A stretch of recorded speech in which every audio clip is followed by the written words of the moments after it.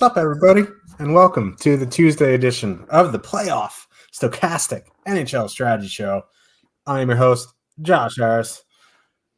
Pretty ridiculous night of hockey last night. Much better games than over the weekend. The Leafs actually gutted one out there. How bad does Marner look? Holy moly, he looks bad.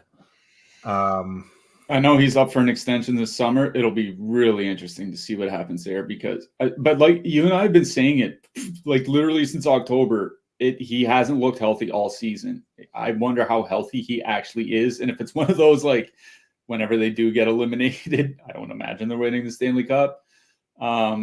It's like, oh, he's having, abdominal surgery and he's having, shoulder surgery and et cetera, et cetera. Yeah. So like, I mean, we'll see what happens, but if he's not, like, he looked like one of the worst wingers on the ice last night. But regardless of hurt or not, where was he going on that Pasternak goal with 10 seconds left in the first? It's a fair point. But yeah, they did gut it out, and we said it on the show yesterday. Like, the Leafs really didn't look that bad in that 5-1 loss, like a couple bounces the other way, and it's a completely different game. And that's pretty much what happened last night. Matthews had an absolute monster game for himself. And then, the craziness from Carolina, 2 goals in 9 seconds, to have the lead with 9 minutes left and have a 3-1 lead with 11 minutes left, 9 minutes left, something like that. And then to lose 5-3 in regulation, but Carolina dominated from start to finish. And then, of course, Connor McDavid just like putting the Kings through the absolute ringer last night. That is one of those all-time performances. Like, I'll let you speak on it for a second, but I remember during the Winnipeg-Colorado game on Sunday, I forget who it was, some writer tweeted, like, these types of games are why Nathan McKinnon is the MVP. And I don't have a real opinion about who's going to be the MVP. But if you watch that game against the Kings last night, it's like, Connor McDavid, not bad at hockey himself. Mikey Anderson is one of the better defensive defensemen in the league. He made him look like he was playing Pee-wee. Like, Connor McDavid just skating around everybody, spinorama, perfect centering passes. Like more than once, like spinning cross-ice pass, like going tape to tape. It was seriously one of the most impressive games I've ever seen from a hockey player in playoffs that I can remember off the top of my head. It was absolutely unbelievable. That first Hyman goal, he put Mikey Anderson in blender so bad it looked like he was playing against the Harlem Globetrotters. Like, he just fell to the ice. Yeah, that's going to be brutal if they can't contain him. I mean, I saw a tweet right before we came on. It's the third year in a row the Kings and the Oilers are playing in the first round, and the Oilers power play in those 3 series is clipping along at 50%. Like, if the Edmonton power play is going at 50%, you are done in 4, maybe 5 games if you're lucky. Yeah, because Hyman will just park his candy ass in front of the net and score. That's all he does. Had a hat trick last night. That Matthews breakaway goal was nasty. Because most breakaways, people will slow down and try to deke out the goalie. He was just bullet train on the tracks. Omar had no shot. Yeah. Another 4 games tonight, different 4 games. I will say the Vegas-Dallas series is going to be a little feisty too. That first period was a little out of control. West is just great. The East blows right now. Washington Rangers tonight. The first period, even the second period of that first game was just like the whole game sucked. Like, yeah, if you had insomnia, let's not sugarcoat this. Like, that game was painful to watch, and it's gonna be the same thing until we get to the second round. Like we said that yesterday on the show, we're just looking forward to Rangers Carolina in the second round. We just have to kill time until we get there. If you suffer from insomnia, just watch the Capitals. They will cure. You'll be cured. It's just brutal hockey. Florida Tampa is okay. I just, Tampa can hang for a while, I think. I just think Florida is the better team, top to bottom. We also have, Colorado Winnipeg game 2. That's going to be a festival. And then we just got news right before we came on the show that Demko is probably going to be out for the series for Vancouver, which is a massive, massive loss for Vancouver. We'll talk about that when we get there. Just want to let you know, before we get started, I think it was, if you want 50% off weekly, use promo code CUPWEEKLY at the checkout. That'll take you through the rest of the season. If you're in the... It's Cup Week, by the way. Sorry. Cup Week. Look at me. Cup Week. If you're doing that showdown contest and you want to keep going with that, they should be pretty decent contest, main slates through second round. So get Cup Week, 50% off, 33% off monthly, Cup month. So just check that out if you're interested. Go through the link in the chat. Is there anyone more annoying than playing against Mark Stone in the neutral zone? Ask Logan Stankoven. Yeah, I was going to say Stankoven, Mark Stone last night. Yeah. So, maybe Logan Stankoven. That's going to be a fun series regardless as well. Let's get into this first game. If you need to digest, just watch that, sit down, watch that game. Your heart rate probably won't get above your resting heart rate. Washington Capitals with a 2.1 heading into New York. The Rangers have a 3.3. I mean, the game was miserable. The Rangers had it in hand pretty much the whole way. What do you do tonight, right? Because Rangers are running back the same lineup, which is nice to see. That means Trouba's going to be on the third pair, probably end up playing more minutes than Schneider and Miller anyway, but at least Schneider and Miller are a pair that they're pretty good. Excuse me. The Mika Kreider-Roslovic line looked okay, considering how bad the game was. They're 16-2. They're coming in with a little bit of negative leverage, 11.2% top two to 12.4% projected ownership. You get two of the guys on the top power play unit, which is important there. Like the matchups don't really matter, even if they see McMichael Ovechkin, which that line just doesn't work. I don't know why the Cadbury Bunny is trying to make that work. Like Strome and Ovechkin are light years better than McMichael and Ovechkin. McMichael can go play on the wing or center Tom Wilson or Protas or Protus, whatever they call him nowadays. But I don't know. I don't know why they're doing that. McMichael Ovechkin just don't work. They're not great defensively either. So I think the Rangers top line is okay. They're 16-2. They're kind of priced in the mid-range there. I prefer Rangers too. Just they've been better all season. You still get two of the guys on the top power play unit. Panarin's usually the focal point on the power play. They've been moving Panarin and Zibanejad around, right? Because with Gallant last year, Zibanejad would just park in Ovechkin's office and just hit bombs. This year, late in the season and in the first game of the playoffs, you kind of saw Panarin in Zibanejad's spot. You saw Mika in the bumper. They kept rotating. So Panarin's the guy they kind of rotate the power play through. So for me, it's the Rangers' second line. They are $20K, which is pretty expensive. There's a fair bit of expensive lines, but they have a 26% top two stack, 17.3% projected ownership. They have positive leverage. Capitals just, they aren't they're in the playoffs. They just aren't a very, very good team. So I'm in on the Rangers here. The third line, Wenberg, Kakko, Cooley, I don't know. I don't think I'd get there. If you're trying to power play stack Colorado or something, a one-off Kakko is fine, but don't really feel the need to get down to Rangers 3. There's other third lines that I think I prefer a little bit. On the Washington side, if anything, it would be the Strome-Wilson Protus line. They looked okay compared to the other lines that just looked awful. Strome's been their best player all season. Strome and Wilson have good numbers together. They only have a 2.1 total, so I don't know how much Capitals I'm getting to in my single entry. Probably none. But, if I had to, it would be that Strome-Wilson Protus line. Yeah, I'll start on the Washington side. Pardon me. They also mentioned in Morning Skate that Hendrix Lapierre is going to jump to the top power play unit.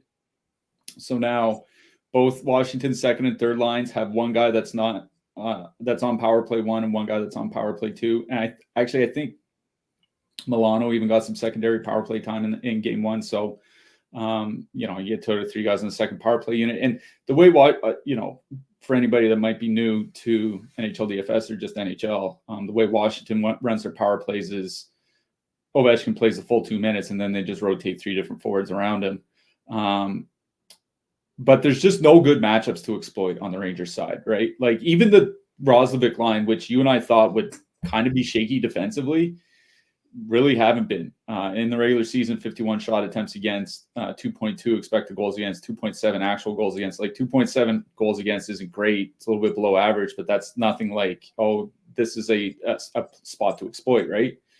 And the second and third lines are just really good defensively. So that's kind of the problem, is like you're not finding anything at 5-on-5. So then you have to kind of really just focus on the power play guys. And, you know, it's a lot of broken power play stuff, especially with Lapierre jumping up to the top power play unit. Now you have Strome by himself on the top power play unit from the second line, Lapierre by himself on the top power play unit on the third line.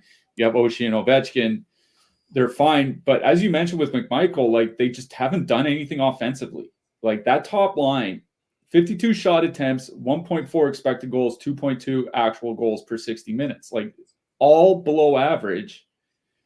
And you're getting pretty tough matchups against the Rangers top 6. And then you're facing Igor Shesterkin after that. It's like, you know, anything can happen in one game. Like just think of the Islanders last night, like, right? Like the Islanders did get 3 goals past Freddie Anderson. They had what, 12 shots? Literally 12 shots. I think Freddie Anderson only had to make 9 saves last night.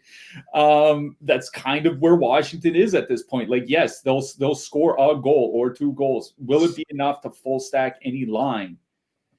I don't think so. You know, if you're 150 maxing or whatever, like I honestly think Washington 3 would be my favorite stack, because at least Lapierre, Milano, and Pacioretty have some decent offensive creation numbers, like at least something approaching league average. Strome Wilson is fine, but Wilson being taken off the power play just kind of hurts. It just takes away even more correlation. So I think Washington 3, but in general, it's just one-offs. Like obviously one off Ovechkin is perfectly fine. One off McMichael, one off Lapierre. I think, you know, one off Sonny Milano. Like I thought Milano actually kind of looked fine for Washington in that first game, but they don't use him very much. Like he gets 12, 13 minutes. Like that's kind of the issue. So one-offs for Washington, that's about it. On the Rangers side, like you really got to like both top lines. I wrote up Mika Zibanejad in the picks article. His shots per game after they traded for Jack Roslovic went up 50%, from 2.4 to 3.6 from the trade deadline onward. That is a massive, massive change, because he wasn't shooting with any shot volume through the first 60 games of the season, and he had 4 shots on goal in that first game. Not quite the DK bonus, but pretty close. The line has been really good offensively, 75 shot attempts, 2.7 goals, 3.1 goals per 60. Washington, the one area that they struggle defensively is basically around their net. Like I actually do think the Caps do a good job of like cutting off those cross-ice passes that Lafreniere and Panarin do so much and do so well, like literally amongst the best in the league at it. But I do think the Caps defense does a good job of limiting that. And I think getting to the net is kind of key against Charlie Lindgren in this defense. And I think that plays perfectly well for Chris Kreider. So yes, both top lines very much in play. I don't really have a much separating them, especially with Washington's penalty kill struggles, bottom 5 by shots against over the final 6 weeks of the season. They do that against the Rangers game in a game. Like the Rangers had, just 2 power plays, I think, in game 1, and they put up 5 shots in those 2 power plays. Like they do that with regularity, they're going to start scoring some more goals. So it's either the top 2 lines. The way I'm building tonight, I'll probably personally lean more to that Zibanejad line. They did get more ice time in game 1 as well. That's kind of something interesting to note, because they were playing well, so they got rewarded with the ice time. I don't think it's going to be like that every single game, but you know, Panarin and company playing 17, 18 minutes as opposed to 20 or 22 is a big difference. And that's kind of leaning me towards Kreider, Zibanejad, and Roslovic. But the entire top 6 is just fine. I'm not in so much on Rangers 3. I think I agree with you, like one off Kako, if you want to do that, or one off Cooley, like those things are fine. I'm just not full stacking that line. For me, it's about the Rangers top 6. It's about how you want to build your lineups. I think I'm going to lean more towards the Zibanejad line, but I honestly don't think there's necessarily a wrong answer between them, especially when you look at the top two stacks, like 26%, 11%, yes, but almost a 4K difference in salary. And there's really not a ton of ownership on Rangers 1 anyway. So I'm going to Rangers 1 or the Zibanejad line. But yeah, the entire top six is very, very much in play here tonight. No Rempe mania? No, don't play Matt Rempe. Jesus Christ.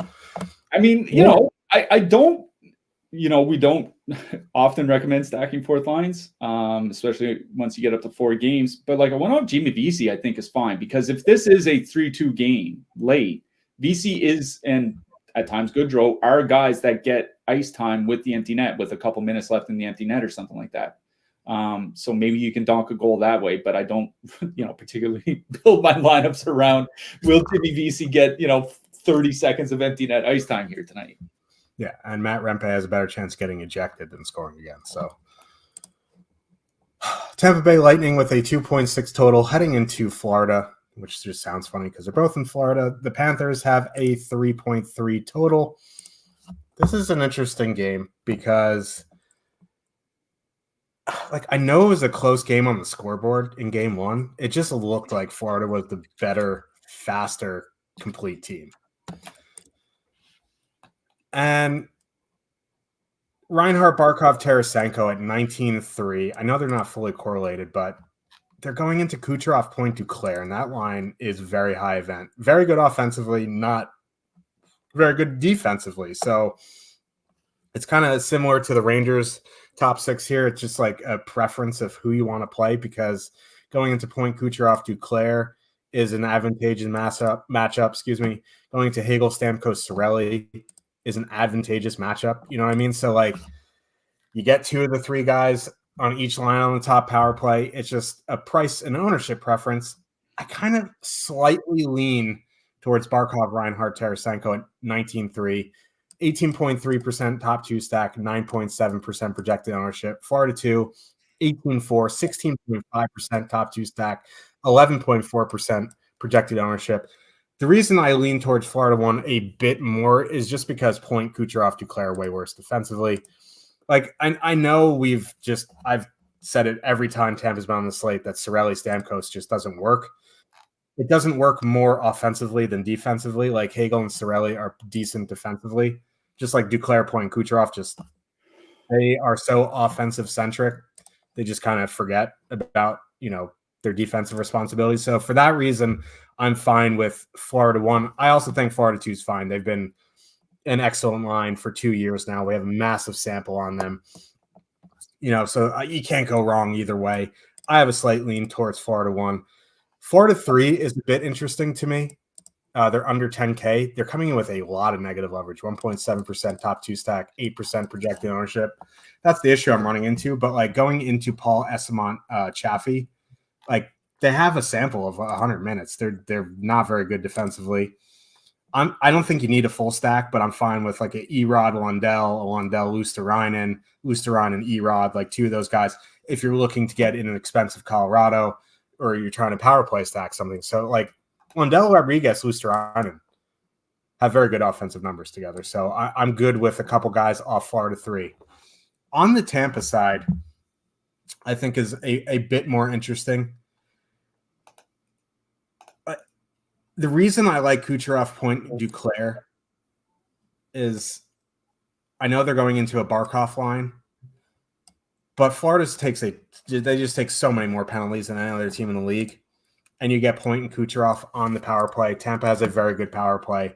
I don't think I'll get there in single entry because at 20,300, why wouldn't I just go play the Rangers, second line, or go play some Colorado of some sort, or Vancouver or something, you know what I mean? So what I think you could do is, if you want to leave off Duclair and add in Stamkos, get a really expensive power play stack for MME. I think that is a pretty sneaky play here tonight, considering how many penalties Florida takes. Tampa 2 is in play for me, and I know I've been pretty critical of them all season. They have been playing a bit better of late. And that second line for Florida, Bennett, Verhaeghe, Tkachuk, as good as they are offensively, they kind of tend to trade chances defensively. So I think when push comes to shove, if I had to play a Tampa line in single entry, it would be that Stamkos, Hagel, Cirelli line. But for me in single entry, I prefer Florida 1. Yeah, I'll start on the Tampa side. I just don't have interest until Tampa is at home and can kind of get Kucherov and them away from the Barkov matchup. I just really don't have a lot of interest in it. You're right in that Florida does take a ton of penalties. The final 6 weeks of the regular season, they're at 5.4 minor penalties per game. The league average is 3.3. So they're like 50% higher than that. Or even higher, 60%. I did want to play Tampa 1 here tonight because of the power play, but that's basically what you're drawing to, right? Like, yes, they can go and score a couple goals at 5-on-5. They are good enough to do that. This is hockey. I mean, just look at Colorado and Winnipeg on Sunday, right? Like, Winnipeg was legitimately a top 5, top 3 defensive team on the season and gave up 6 goals. Like, those things do happen. Barkov has just been so good defensively. And, not just that line, but the top defense pair with Ekblad and Forsling, right? Like, that's part of it is Gustav Forsling kind of established himself as like one of the, I don't want to say premier shutdown defenders, but probably just a tier right below that. And when you have that, he's like Essa Lindell. Yeah, exactly. With Barkov, I'd say he probably even better offensively than Essa Lindell as well. But like, I know what you mean. But when you have that plus Barkov in front of them, like it just makes it a brutal even strength matchup. And then you're really drawing to at least 2 power play goals. And it's just a lot to ask. If I was, if this were yesterday and, I was putting a bunch of lineups in the $10, I might have like 1. But I think I'm with you. It's Tampa 2 or bust. And for the reason that you mentioned is that Florida's second line does trade chances back and forth. On the season, Kachuk, Bennett, Verhaeghe, 2.5 expected goals against, 2.7 actual goals against per 60. Like, that's about league average. And, hey, I wrote up Brandon Hagel in the picks article. Free to read over at Stokastic.com. Those are still going on for now.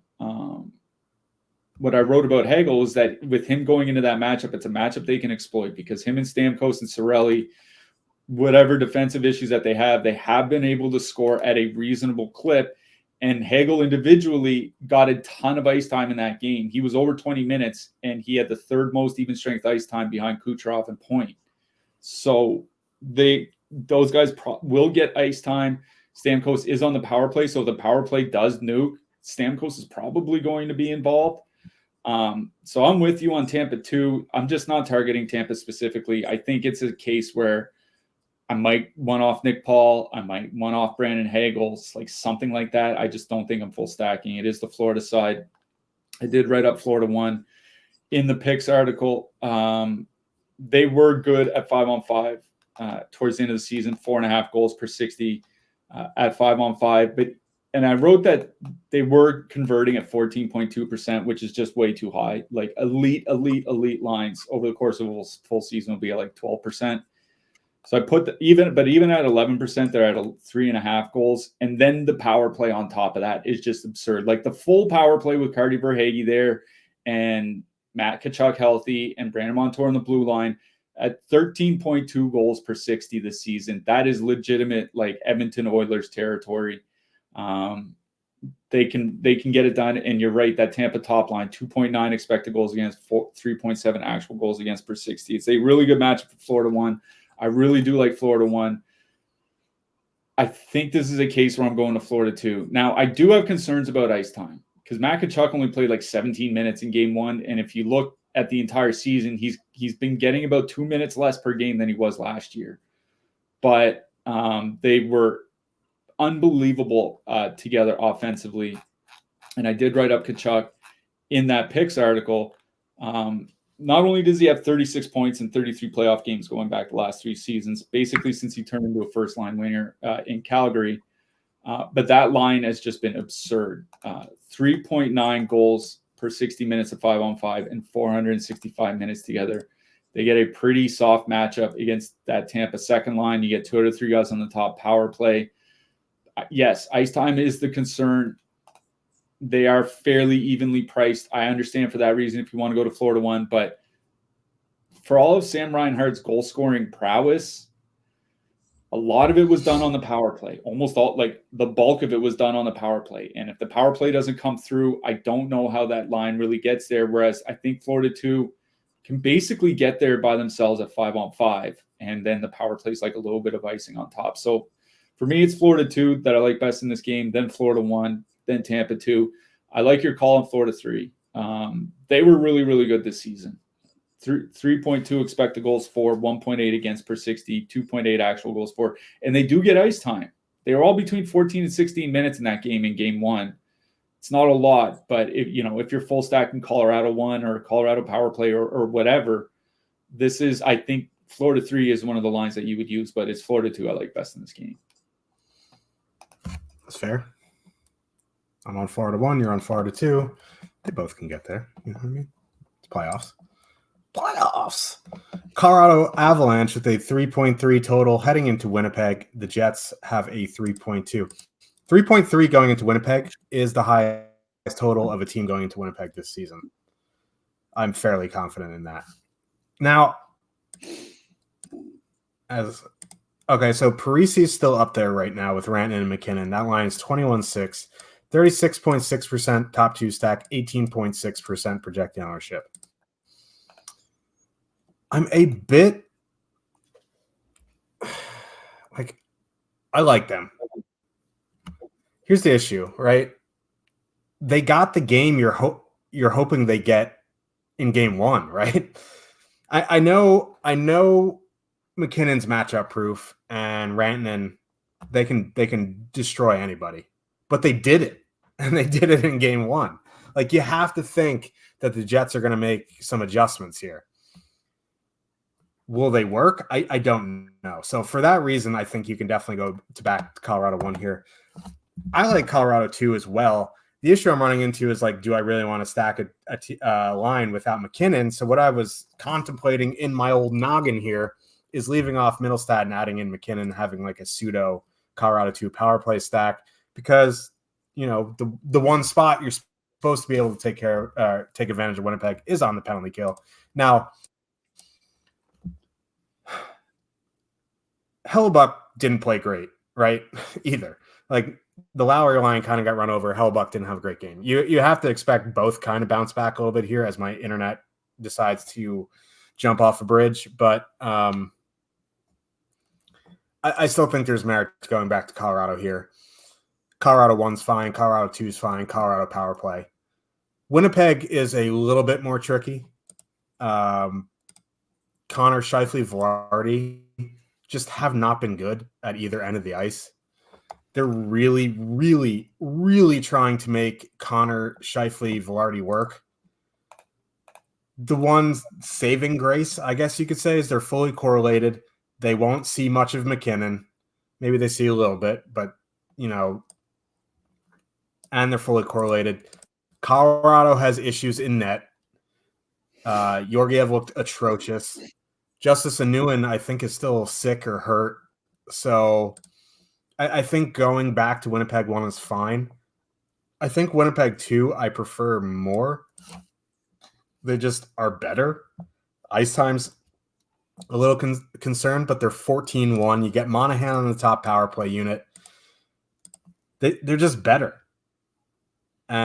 So if I'm playing the Jets, I think it's some sort of Winnipeg 2 stack. Like, this game's a 6.5, and I have a lot of trepidation on both sides just because, like, it feels like we're chasing the game that we got for Colorado the other night. Oh, you're done.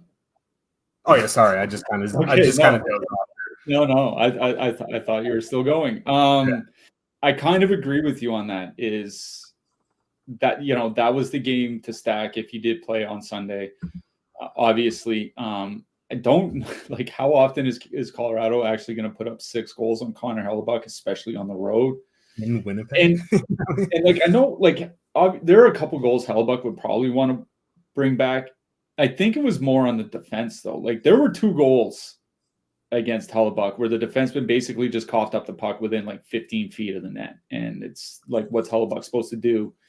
when the defensemen are giving up the puck right in front of them. Like, I think that's more of a credit to Colorado's forecheck than anything else. But I noticed McKinnon's his projection is just absolutely unreal. Stochastic has him, I think it's 0.64 goals and 1.01 assists tonight. So 1.65 points and 4.7 shots. It's absolutely preposterous, especially when you consider how good Winnipeg has been. What worries me is Parise on the top line. He got taken off late in that game. I don't know if he stays there.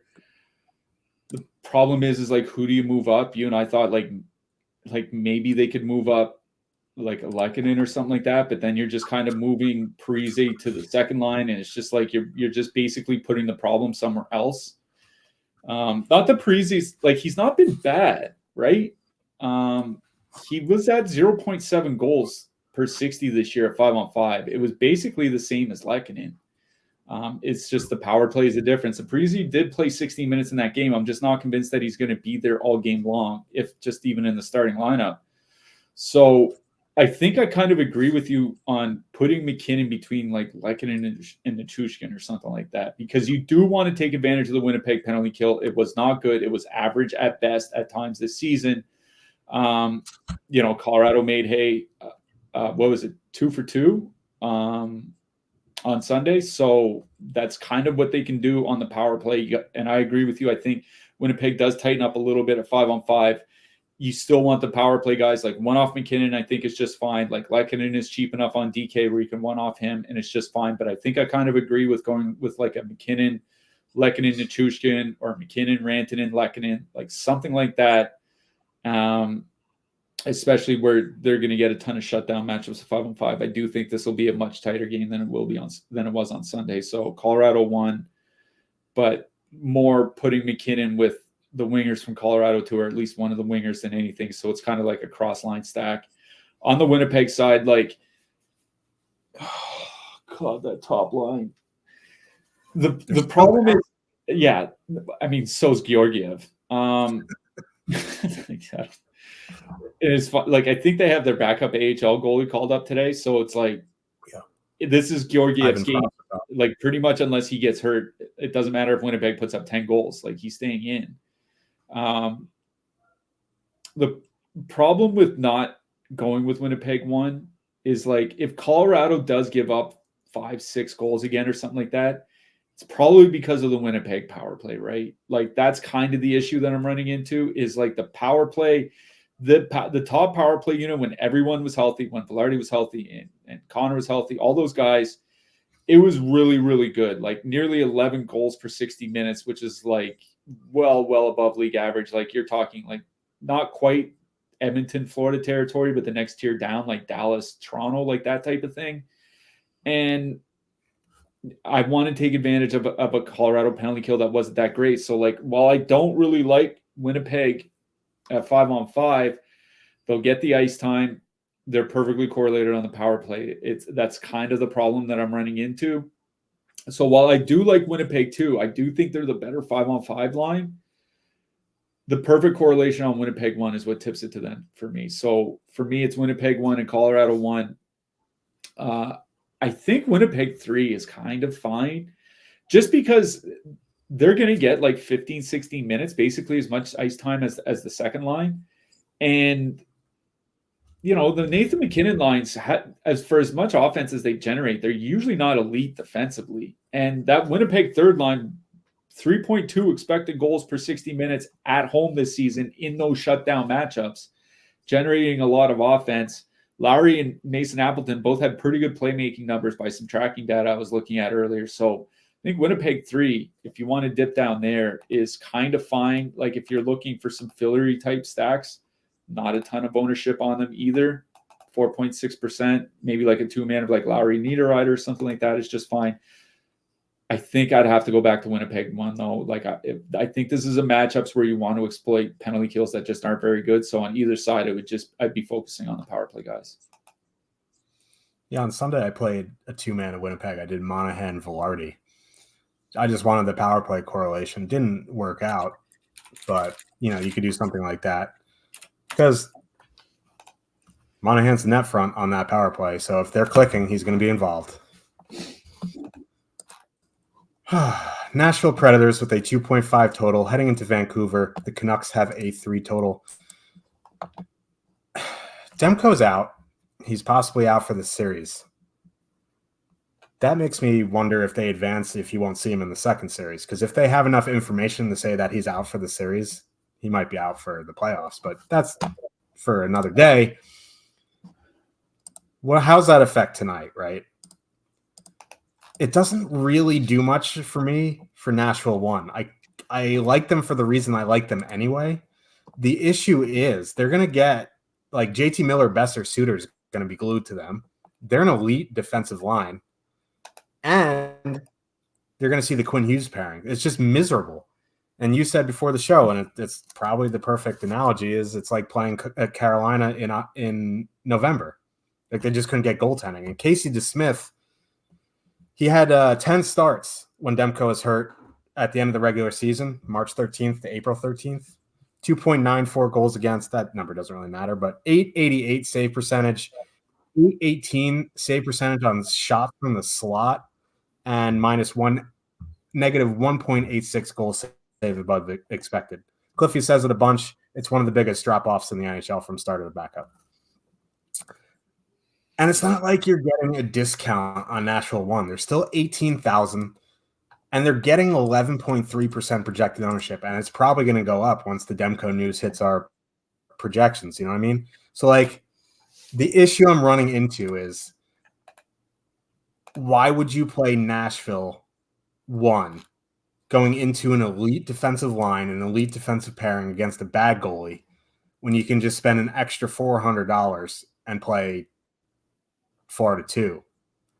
That's the issue I'm running into in single entry. I can't compute that in my head.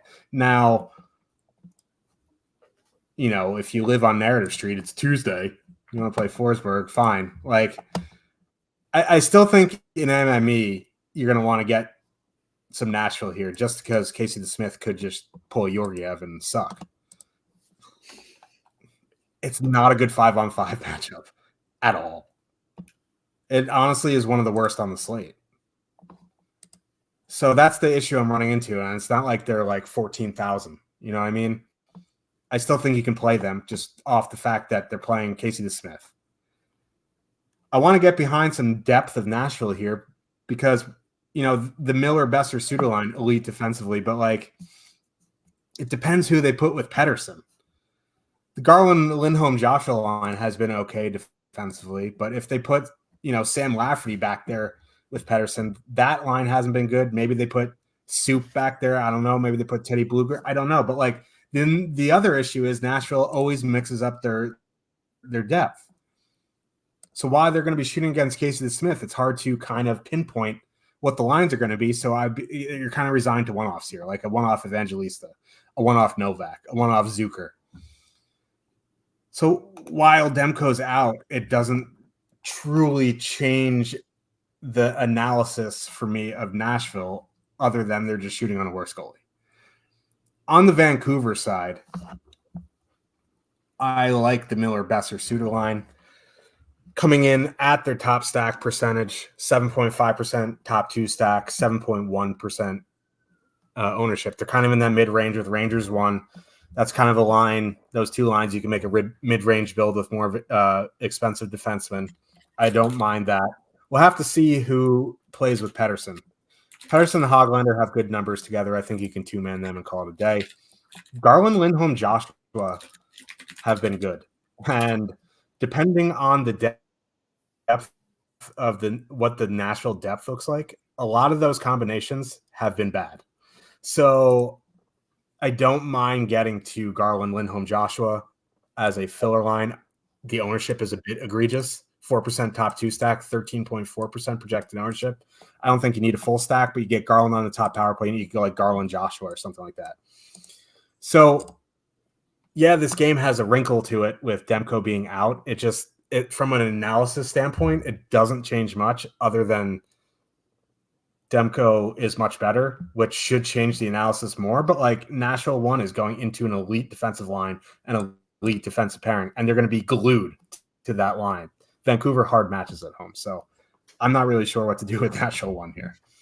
Yeah, I was just looking because you were talking about that month when Demko was out. They had 10 home games in that span. And remember, when they're at home, they send out that Miller line in the defensive matchups. And you mentioned how good they were defensively. 1.9 expected goals against, 1.3 actual goals against per 60. Like in this era of the NHL, when teams are averaging over 3 goals per game, that is absolutely absurd. And they do that with Quinn Hughes on the blue line behind them. Like it is just a terrible, terrible matchup. In fact, in the month Demko was out, the Canucks gave up 24.5 shots per 60 minutes. No other team in the league was under 25. They were the best defensive team in the league. That's kind of the problem here is like, I was looking at those 10 games. They gave up 4-2-2-1, 2-3-3-2, 3-4. So 3 or 4 goals in 4 out of the 6 games, 2 or less or 4 out of the 10 games, 2 or less in 6 out of 10. And Casey DeSmith did that, and Artur Silovs did that while sucking ass. Like that's kind of the problem. Is like in Vancouver, Nashville only got 22 shots in that first game, right? If Nashville puts up 22 shots and Casey DeSmith has an .850 save percentage, that's 3 goals. It's only 3 goals.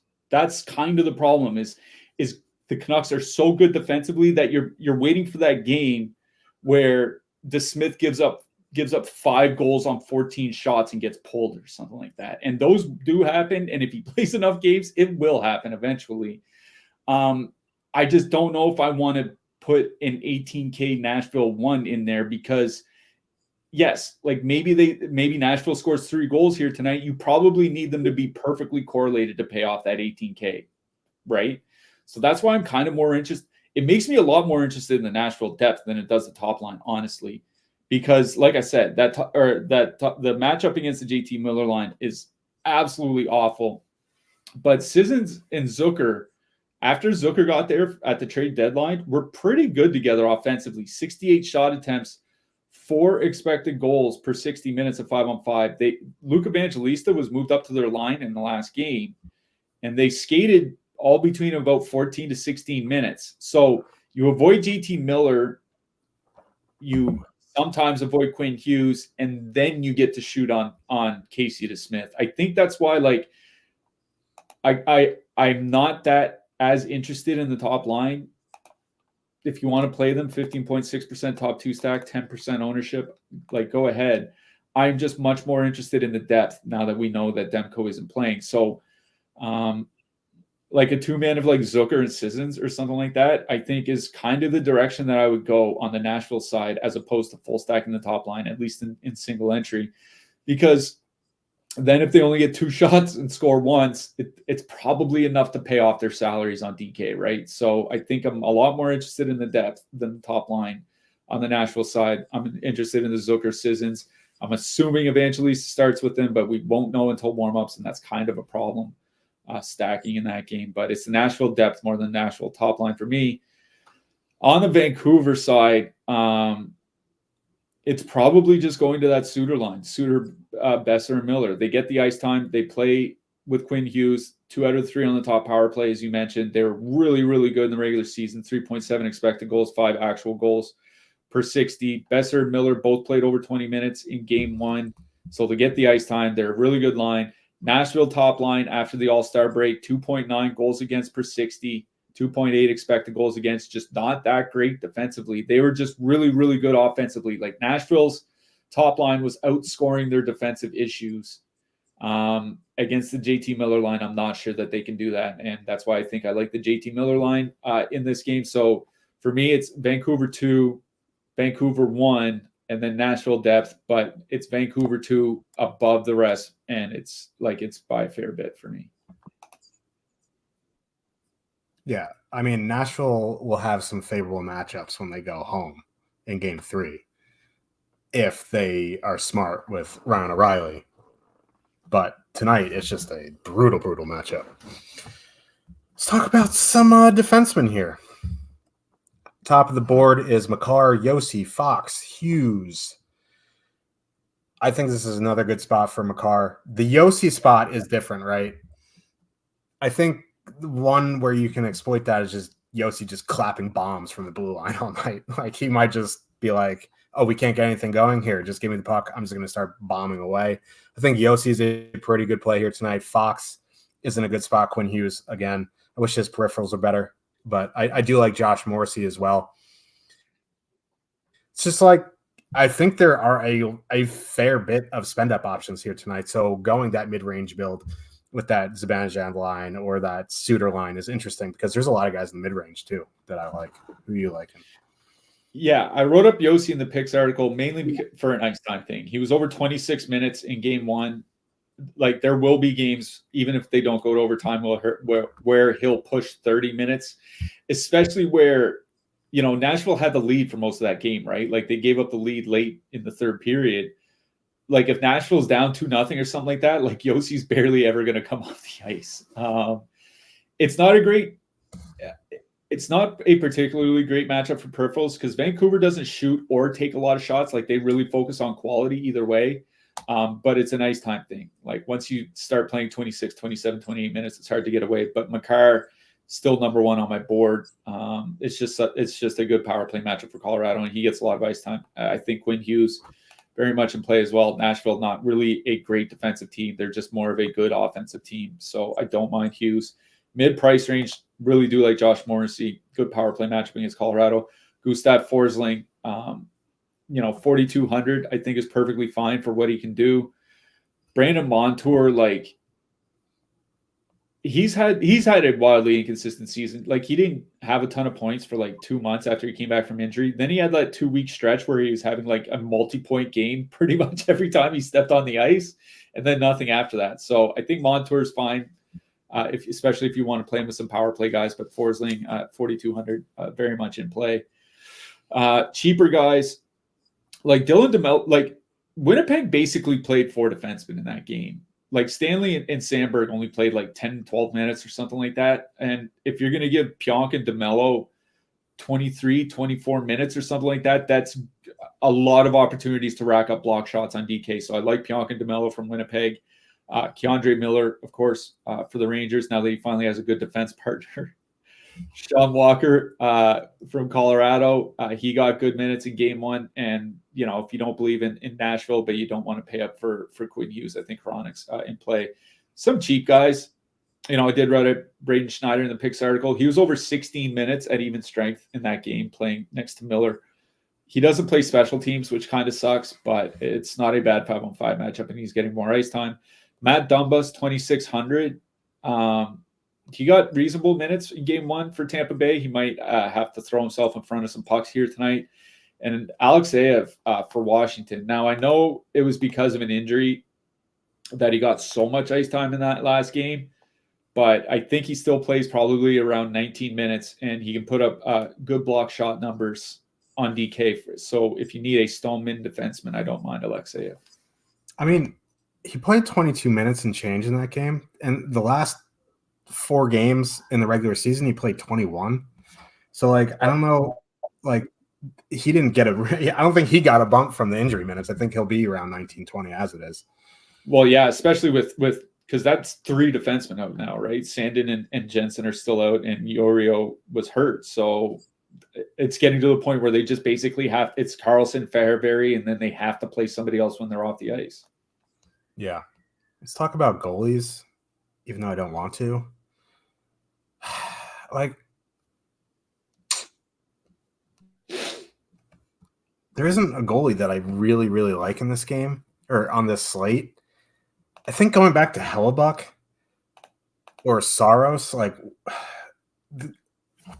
and the goalies in that game interest me more than any other game. I think Vasilevsky's interesting at 7,200. It doesn't really excite me. Spending up, like the issue, like I want to get behind Bob, but like the issue is Tampa's just not a high volume team. So like if he gives up 2 goals like he did last time, his ceiling isn't going to be high. So I guess it'd be spending up for Igor. I don't really have interest in Casey the Smith. crossing him out though on this slate if you're 150 maxing. I don't know. Like Georgiev doesn't interest me much, so like I think it would be between like Igor and Hellebuck and Saros. Yeah, Casey DeSmith is interesting because, like, you know, he's obviously nowhere near as good as Hellebuck, but he did have some good games this season. Couple good games. I'm looking at his play log. Couple good games against Minnesota. Good game against Dallas late in the season. He's still an NHL goalie. Like literally, except for Jonas Johansson, literally any NHL goalie can have a good game. I was playing Demko. It's in a single entry. I'm not running out to play Casey DeSmith. I think Vasilevsky's honestly interesting. Like if Tampa is going to win some games, yes, they can do it, but outscoring, but they probably need Vasilevsky to hold Florida to 2 or fewer. And, you know, Florida has had trouble scoring a 5-on-5 this season. Like if they don't get there on the power play, Vasilevsky might not be, could have a decent game, even if he loses, like something like 3 goals on 32 shots against or something like that. So don't mind Vasilevsky. Like with Demko out, I think it just pushes me a little bit more towards Igor. But honestly, like Charlie Lindgren looked pretty good in that game. And yeah, I'm kind of torn honestly between Lindgren and Vasilevsky. Like I feel like one of them is going to have a big game here tonight. Lindgren projects a little bit better. Not a huge difference between them for me. I do like both Lindgren and Vasilevsky. I think if I was going to pay up now that Demko's out, it is Hellebuck. Feels dangerous, man. Feels real dangerous. Yeah. I just don't like goalie on this slate. Any slate.